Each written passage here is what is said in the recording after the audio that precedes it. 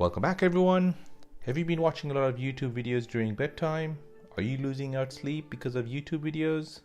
If yes, then don't worry, YouTube app now has a feature where you can set a reminder to go to bed. Let me show you how to set it. Open your YouTube app. Now tap on your profile photo at the top right, then tap on Time Watched.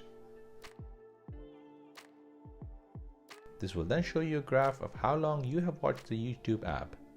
If you look down below, you'll see an option to remind me when it's bedtime. Toggle the switch to the right to enable this feature. Now set your time when you want the reminder to show up. Set the start time and the end time. You even have an option to show the reminder once the video which you're watching is finished. This is how the reminder will show up when you're watching a video. You can press dismiss to continue to watch YouTube, or press snooze just like an alarm clock to remind you again in a few minutes.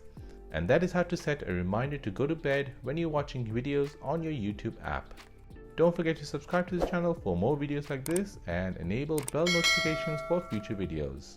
Also make sure you hit the like button if you found this helpful and let me know in the comment section down below.